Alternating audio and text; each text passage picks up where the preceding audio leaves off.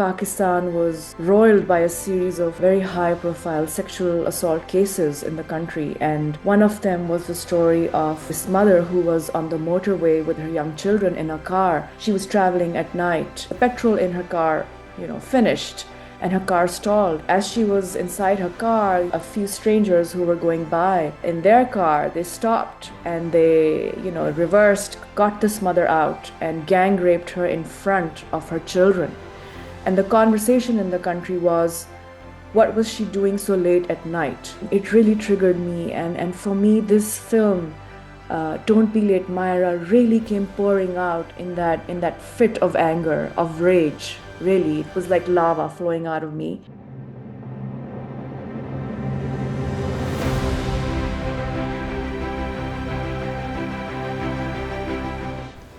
Welcome back, everyone, to another episode of Kingdom of Dreams podcast, The Making of Stories. I'm your host, Jawad Mir.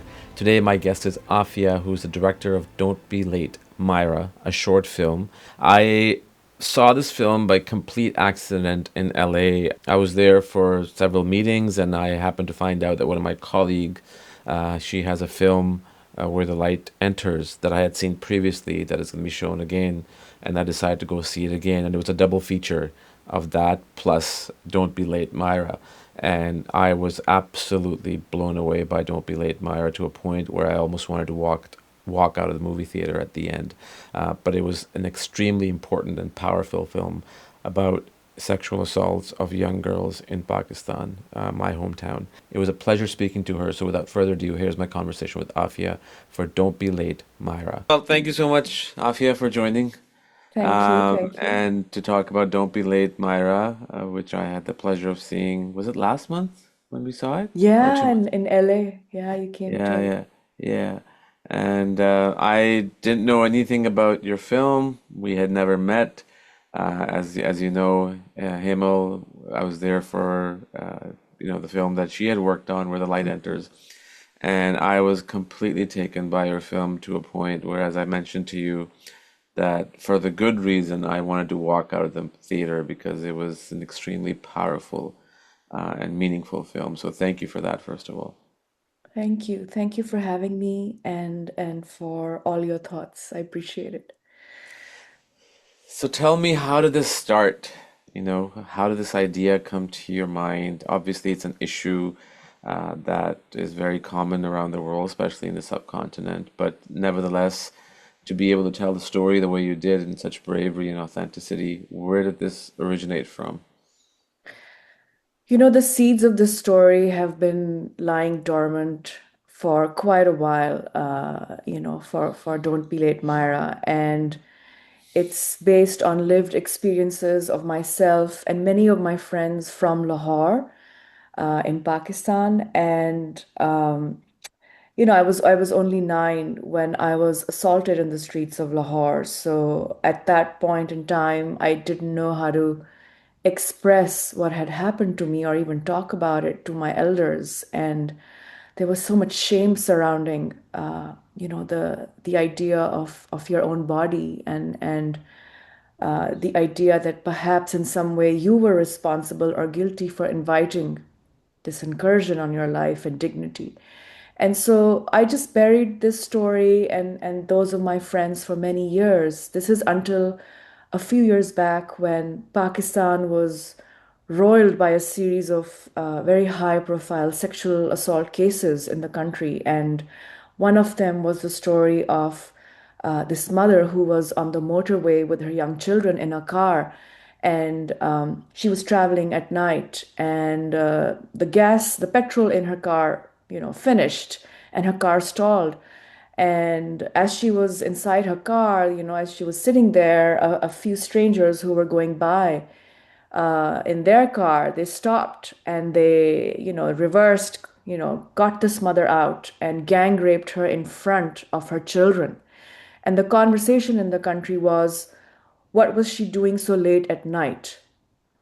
And that incident really triggered me. This idea of blaming and shaming the victim, and putting this on her shoulders, it really triggered me. And for me, this film, Don't Be Late Myra really came pouring out in that fit of anger, of rage. Really, it was like lava flowing out of me, and I just wrote it as a script, and I knew I was gonna make it. So I called up one of my, very best friends and producers from Lahore, Noman. I call him Nomi Bhai. And when he heard the story of Myra, he was like, Afia ji, just pack your bags, come to Lahore, and I will take care of this production. We need to make this film. We need to tell the story because this is not just one girl's story, and it's not just about girls, it's about the safety of children in the country. And so we really wanted to bring this story to as many audiences as possible. And I'm very grateful to my cast and crew for helping me tell this important story. And it's just one of those things that you don't know how you convey to Hmm. people. But Yeah, your yeah. your film does it in such a, I don't want to use the word tasteful, but in such a proper way where you feel the emotions of the character and the fear, and the story just diverts in a, completely different direction. And from a technical standpoint, it was just a masterful storytelling as well. Hmm. Thank you. Thank you. Yeah, I really did want the audience to experience the point of view of a survivor, what it means. This is not a this is not a male director telling the story of somebody he thought, he's going to tell. This is the story of a survivor telling the story of a survivor. And so for me, it came from a place of wanting to respect that cinematically, but also to not tap dance around the issue of sexual assault. It's real. It's real, and I want the survivors to be heard and to be seen at the end of the film, and for the audience to remember this story long after they have left, that screening room. Yeah. What has been the reaction? I mean, I was there for a screening, but you have been doing so many screenings for the, the Oscar shortlist. What is one or two reactions or questions that have sort of stood out for you from the audience standpoint that may have generated another set of emotions for you? Because it's almost like reliving that whole thing over and over again, right? It's interesting that, as I said earlier, the film came from a place of anger, but really, the telling of this tale and traveling with this film to several festivals through several audiences and screenings, my biggest takeaway has been that this journey has been one of healing. I did not expect that. I thought, when I first started the festival route, I was very I was very, I don't know, fearful of what it might mean for me to break the silence. This is such a personal story, not just of myself, but of many of my friends, And so I was very fearful and anxious of what that meant to so many of us. Did I do it right? Is it okay for me to talk about it? Even after all these years, I'm an adult woman. There is still this trepidation, this fear that comes with it. And the beauty of this journey has been that audiences have been so receptive and supportive. And I've had survivors come to me at the end of screenings telling me this is the story of somebody that they knew. This is the story of their own life. And after watching this film, they really feel seen and heard. And that was something that was completely unexpected for me, to find this sisterhood across language, across culture, across geography. This is not a story of one girl in Pakistan, you know. As we know today, as statistics stand, like one in every five girls before she turns 18, she would have experienced some form of sexual violence in her life. That's a huge number, right? And so having this film and this theme resonate across language and culture and geography has been very eye-opening. And in conversations with many other people and many other survivors. This has been a journey of healing for me. So I'm very grateful for that opportunity. And it was completely unexpected, but it's real. And I just want to acknowledge that I've shared this with in this space with so many folks that I feel that the catharsis has been real, and I welcome that. Right. No, that makes sense. I'll talk about the film a little bit now. You talked about you approached your producer friend Nomi, and that's where the sort of journey began. In terms of the script that you had versus Mm-hmm. the way the film came out visually, were you satisfied in terms of, because sometimes when you're making a film, when you're writing it, you assume a lot of things may go through depending on the budget, and then there could be Mm-hmm. discrepancies or shortage of budget, and you can't do this and you can't do that.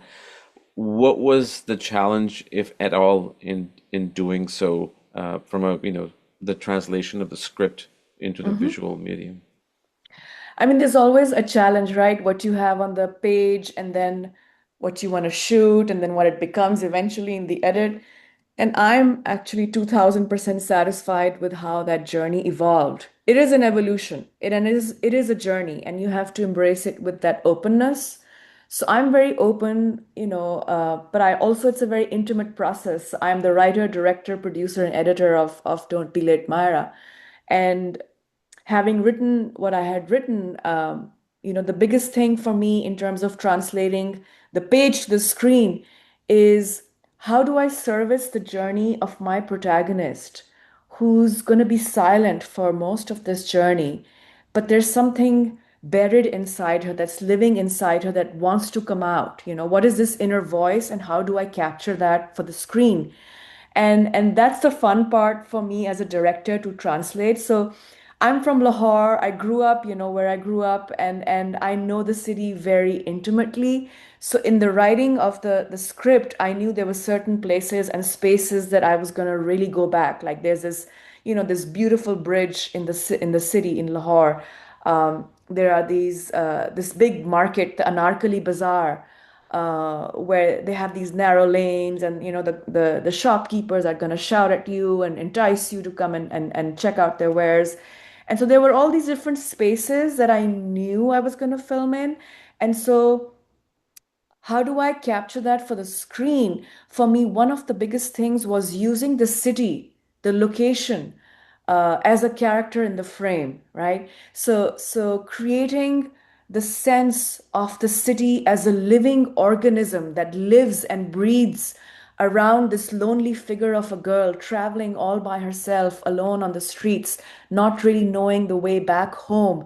Um, and so, creating that sense of dynamic energy around Myra, that was gonna contrast with this very silent, static figure of her, navigating the streets. So that contrast, I think, really plays well in the film. That was one of the things that I'm really happy it came out well. The other thing that I really wanted to embrace was the saturated palette. I love color. I am from a culture that embraces color for everything, right? I'm wearing black today, which would not be the case if I were back in Lahore. So for me, embracing color and encoding the nuance of color and playing with it in the film, the deep reds, the bright yellows, the haunting blues and the greens, that contrast with that palette was gonna like really stand out. So what begins with this beautiful palette, it feels like a dream, like almost, the reality feels almost hyper real because of the color, the Mm, saturation. And so I wanted to draw you in, into this dream world, and for it to become a nightmare. So the colors really have a payoff. The palette has a payoff in the film too. And so book ending, the opening and the ending, that was always there on the page. And I translated that into some haunting imagery in the film with the balloons and this theme of the predator and the prey. There was one thing in the script There's one thing in the film that was not in the script, and I can talk about that, you know. I was trying to figure out how to convey this idea of the predator and the prey, and for it to stay nuanced in a metaphorical way. And so when I was scouting the streets of Lahore, I would always look up, you know, at the sky. I love doing that, like the sky. And I would see the cheels, you know, the hawks circling the sky. And I thought, wouldn't it be nice to use this in the shot?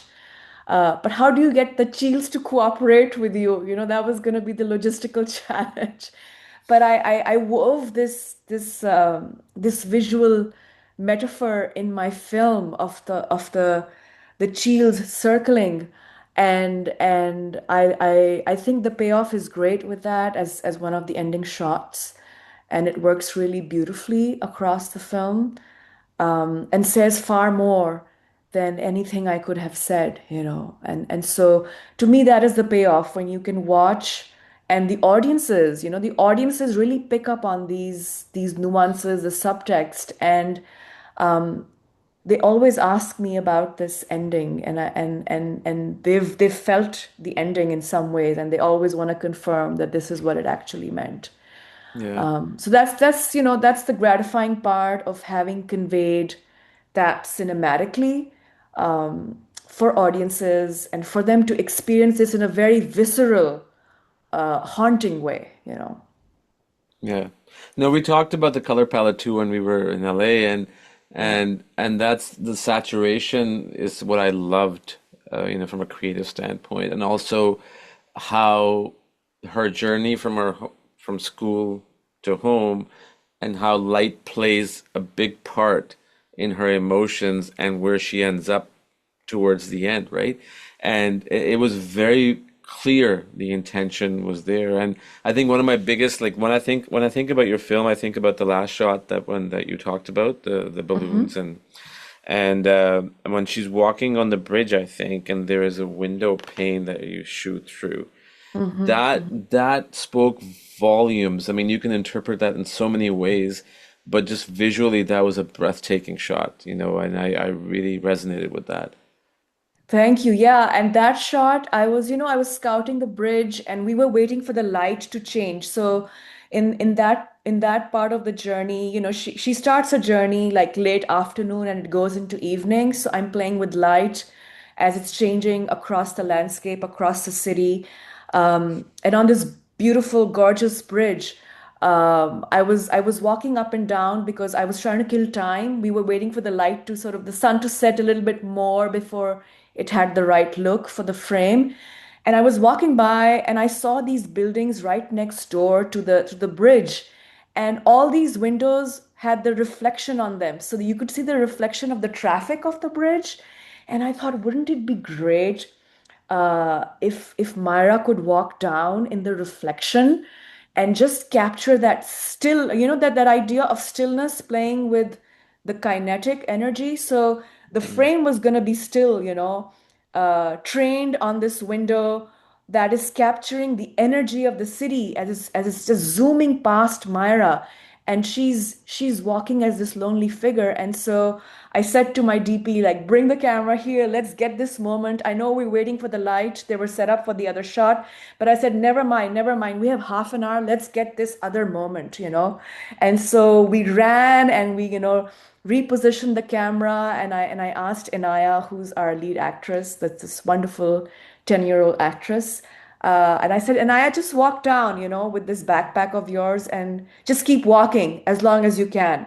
And so as we were filming this, something really surprising happened. And I don't know if you saw that in the film or not in the moment, but as she is walking and you see her reflection cross, there's a rickshaw wala going by who turns to look out at her, you know, as if he wanted to call out to her. And I was like, how strange is that? Because I have this other scene in the film just before this bridge scene where a rickshawala actually stops to ask her if she needs a ride. And it's not with the best of intentions he's going to ask her, right? So it was a complete accident. And when I saw it in the edit, I said, this is the take we're going to do because it follows right after that encounter. And how funny is that we actually got this in the can, we couldn't have choreographed this. It was just pure happenstance. We were in the right place, the right time, with capturing, bottling this right moment. So it felt, like an omen that okay, we got what we needed. This is it. This is it, Yeah. So yeah, it's one of those lived, moments on the set that in the edit, you're like, oh my God, this is gonna be there in the edit. Yeah, it's always those spontaneous moments. I mean, those planned Yeah, moments, yeah, they're yeah, great, but those yeah. spontaneous moments when you're like, "Oh my God, let's do this," right? And Yeah, yeah, that's the that that fun. ex Yeah. that's the Yeah. best part. And look what you got out of it. And I have to say, like, this is the kind of collaboration I really encourage on my set. Like, there's a whole thing of a vision, right? The vision is there, but also this opening up, so allowing the DP, the production designer, all the key heads of department, even my spot boy, I'm very open to how people are experiencing a location as we're filming, because sometimes you may get an idea from a conversation with somebody on the crew who may not be the head of your department, and you're like, oh my God, that was so interesting. Let me think about this. So I really encourage an openness with my actors, with my crew, and keep it going, because at the end of the day, uh, the sum of the parts is going to be greater, when it Mm, becomes the whole. And that's what I'm looking for, and kind of feeding off this energy on the set and creating that invitation of openness that I feel has such a huge payoff for me as a director. And I love that energy, tapping into that energy. yeah.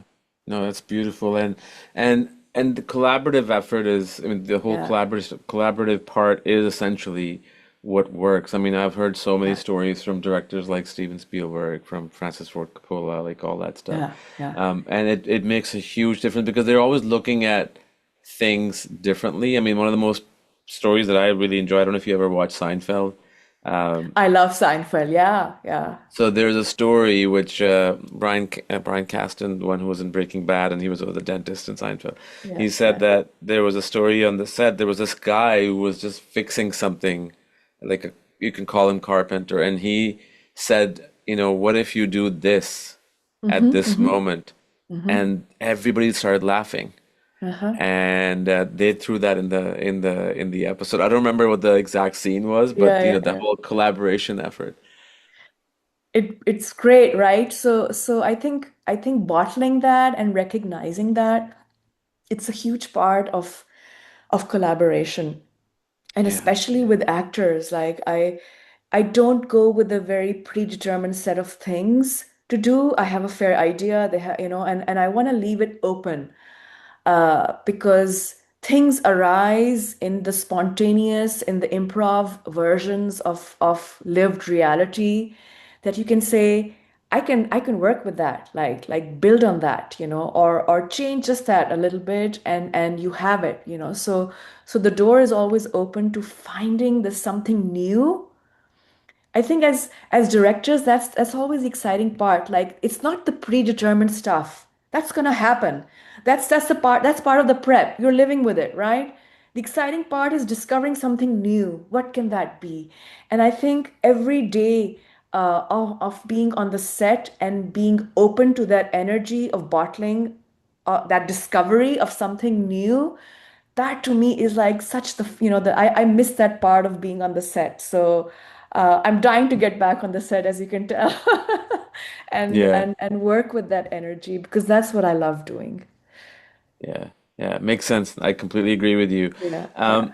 When you were writing and or when you were directing on the set, let's talk about directing. So on the set, you would what the girl's name was Anaya, the actress, right? Inaya, huh? Anaya. So those scenes where the guys on the motorbike, the guy on the cart, the guy in the rickshaw, and then a few other things that I'm not going to talk about. Was there moments, I'm assuming there were, where it made you extremely uncomfortable and emotional, as well as Anaya? Did you guys Mhm, share that on the set, that when anything mhm. like that popped up? I think a lot of the conversations I had with Anaya were before. while I was Mm. casting. And finding the right actress to play this was super important. The script was written for a 15-year-old when I first started working on the story. And as I started casting, I really wanted to open the door to a younger actress too, just to see what kind of talent I was getting. But also, I found that what I was looking for was a completely natural and lived experience uh, from the actress herself. So by the time it came to Anaya, she was the very last audition I saw in a span of 2 months. And she was one of the youngest ones. She was only 10 at that time. And when I saw her, she was so completely natural. So I did a callback with her. I brought her parents back. I had a callback with Anaya. And what I found out in that conversation was that she is one of three girls. She's the youngest girl, and she's from a middle class background. And she knows what it is to walk down the street with no male chaperone, with her. And so also, in terms of conversation, it was really important, this idea of sexual assault. So, her parents knew the story, they had the script, they had discussed this with their daughter. Her mom's a psychologist. And so there were, a series of these conversations of talking about this character and making sure that there's a comfort, there's a space Mm. where we can talk about the things that we have to talk about, because growing up in Lahore means you're constantly exposed to this fear of sexual assault. Whether it's a public space or whether it's your private home, it's a conversation that is happening widely in society. And so nowadays, I think our children are far more and better informed about sexual assault and the problems that exist, and how do we talk about it, in schools, in different spaces, in social media. So with Inaya, it was very easy for me to have this conversation, knowing that we have built a space where trust can exist, where vulnerability can also exist. And my job is to protect my actor, my young actress, from a lot of things too, right? So I'm not going to overload her with a lot of things, with a lot of heaviness. So I have to keep it simple for her, and I have to tap into her own lived experience. So, when she's walking down the streets, she knows exactly what it is to do that. So I don't have to tell her, this Mm. is what you're thinking of, or this is what you're feeling. She already knows that. So all I have to do is to be technically ready for me to bottle her lived experience and how she moves and behaves and looks. It's all real. I did not have to direct her. There was only one moment, I think, where I gave her a prompt. It's one of the most difficult scenes in the film, and I'm not going to give it away what it I know what is. you're talking about. Yeah, yeah. Right? So I gave her a very simple prompt to think about, and it had nothing to do with the scene itself. But I knew this moment would help her come to the point of an emotional truth. That's what we're looking for. Like, how do we convey an emotional truth with respect to an actor? So I tapped into something in terms of her memory bank, in terms of evoking a certain kind of emotion. And when I called action, she was ready. Emotionally, she was ready. And I made sure that my camera and my sound was technically ready to get this one take. It was going to be a one take, and it had to be the first take.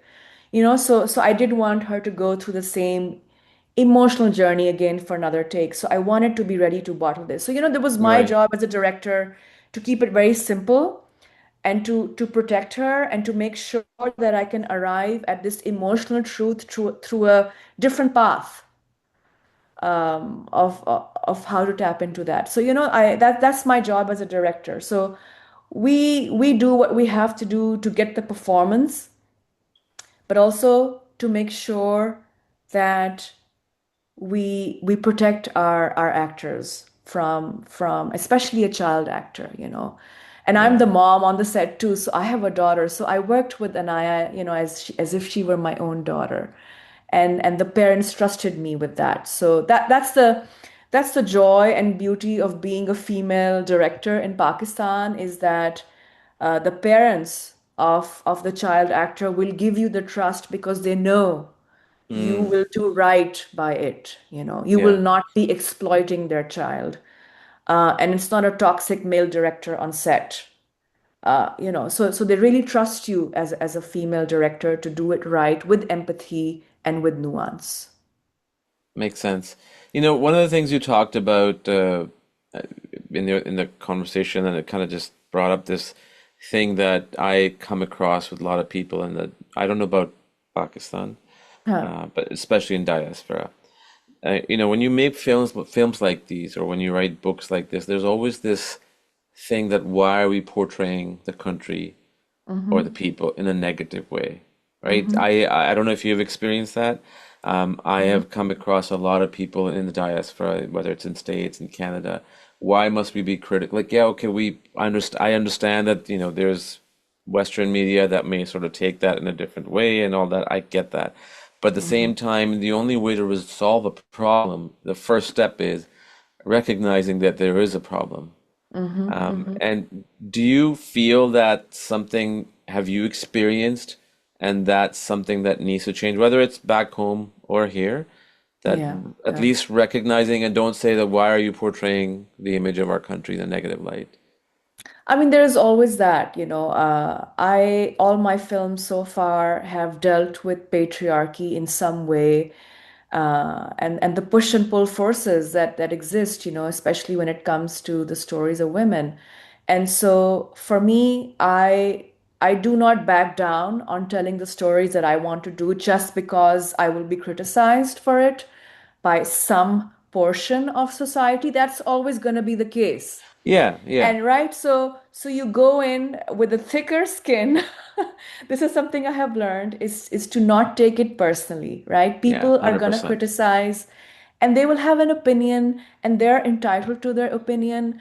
And so you do what you have to do in the best possible way. But I will say this, Pakistan is constantly surprising me. There are people who will criticize you, but there are people who will also support you. There is that part of society that we don't really hear from in the Western media, and that is the part of society that does want these stories to be seen because they do create the conversations that are hard but necessary. And I feel like a lot of our TV dramas are doing that. Like in Pakistan, if you look at what are people watching and how are they watching it, they're watching a lot of television stuff because that's where all the hard hitting social justice stuff is happening, especially when it comes to women's rights or the perspective of women, right? You're seeing a lot of that. And so people are very open, like it's very normal to have conversation about a TV drama that may trigger you in one way or another. There's a lot of polarized conversations happening, like, did you see that? That was horrid. How dare they? Or they were like, oh my God, they did that. How brave of them, right? So this polarity between opinion that to me is it's telling me democracy is thriving in some way, and those are necessary conversations because you can't have just one point of view in society. So I will do the job that I have to do as a storyteller, which is holding this mirror to my society in the best possible way. I love my country, and there are some things about it that I do want to change. And this to me is the way I will have those conversations, right? And if somebody feels so strongly about a viewpoint, why don't you go and make that film? If you think this is negative, 100%. go forth. There's a camera. This phone is here. Tell your story. Nobody's stopping you. So tell your point of view. That's what I say to all the emerging storytellers. I'm like, do not be afraid of your voice and what you want to say. Yeah. So if you can find what that is and not be afraid, embrace that, because there is no other way for me, at least, to what is the kind of story I want to tell. I'm not going to lie to you. I'm not going to make shit up. I'm just going to do the thing that I have, that I feel strongly about, and that's going to live on the screen. That is my journey, and that may be very different from somebody else's journey, right? So embrace your own journey and see what it means to you, because at the end of the day, the artist that you are is defined by the person that you are, and Hmm. vice versa. It feeds into you. It's a cyclical process, right? Your art Yeah. comes back to you and helps you grow, and you help your art grow. So this cyclical process, if you can find what this is for you, as an independent artist, this to me is the best possible way to look at your journey and not worry about what people are going to say. They will say what they have to say. You know, it's absolutely so true, and it's important to stick to your guns because at the end of the day, whatever you have sort of envisioned, you have Hmm. envisioned because of a certain story or an idea that came up to you and what the point that you're trying to get across or inform the audience and whatnot. And at the end of the day, you also have to look at the entertainment factor, the drama factor, Hmm. because you can't Hmm. just make a flat film, right? Like it has to be Hmm. Hmm. three-dimensional, multi-dimensional. So I know like one of the films that I directed, the protagonist, after it was cut, she told me, and we've talked about this publicly, it's in our book too. She Yeah. said that I wanted to boycott your film. I'm like, okay, go ahead, because she wasn't Mm. happy with certain things, and Yeah. and then she was like, okay, fine. And now the film is doing amazing. Like it's because of Yeah. the things Yeah. that she wanted me not to put in Yeah. Yeah. is the Yeah. reason Yeah. that the film is Yeah. doing really well. So Yeah. that's very Yeah. important. It is important. And, and again, it's a process, right? There is no one way to do it and to have it received in the world. So I think the scary part for us as filmmakers is what will people think of this? And I have learned to not worry about that. At first I used to worry about that, but now I'm like, Yeah, you get used to it. you get used to it. The film will have its own two legs and walk. That's what you Yeah, do as filmmakers. You have birthed a child, you have raised it well, and now it's gonna like walk go out the out there and door live. and have its own life, and there's nothing else you can do about it. So let it 100%.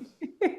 Yeah, yeah. No, that's accurate. That's accurate. So now the film is shortlisted for Golden, well, at least not shortlisted. Well, it is shortlisted for Oscars, No, but no, I no, think it's that not it's not. shortlisted. Okay. No, no, no. It's Okay, sorry. so right now the film is one of 207 films that are qualified Okay. to be in the best live action short category, and the results will be out coming Tuesday next December week. 16th, yeah. Yeah. Yes, So so that's what I meant by yeah. shortlisted, but it is in that category of 207 films. I mean, which is an Yes, achievement by yes. So itself. thank you, thank you. Yeah, we are one of 207 right now. Yeah. Well, Yeah, yeah, yeah. I hope I truly think, and I'm not just saying this, that, and I haven't seen other films, so I Hmm. can't say much, but from what I have seen, but don't be late with Myra, it's beautifully done film, very authentically, with a strong message, with a powerful storytelling and everything and all of the above. So I hope it gets the recognition it deserves more than it already has, because it does need to be seen by almost everybody. It's not just a story of that part of the world. I think that happens everywhere, but obviously it's a little bit different in certain parts because of the laws and all that, but it still happens Yeah, yeah. nevertheless. No, absolutely. Thank you for this very thoughtful conversation. And if anyone is listening, you can actually watch Don't Be Late Myra on 16 Days, 16 Films website. It's playing as part of the gender-based violence campaign for around the world globally, and it's on day number 5. It's there's one film has been released for every 16 days of activism. So Myra is playing as part of day number 5 activism. So if you go to their website, you can watch the film right now. So today is the day number 5? Well, no, it's already passed, but it's online till 24th of Okay. December. So Okay. Okay. between now, today's what, the 12th? 12th of December? Yeah, Yeah, it is. It is. So yeah. you have 12 more So days. you have 12 more days to watch. If this goes out by that time, you can still catch it on their website. Yeah. Amazing. And this is worldwide access. It's This not is done through. worldwide access. Yeah, yeah. Amazing. Anyone Well, can that's watch it. Yeah. That's awesome. I'll rewatch it again, just to, Thank you, yeah. Joanne.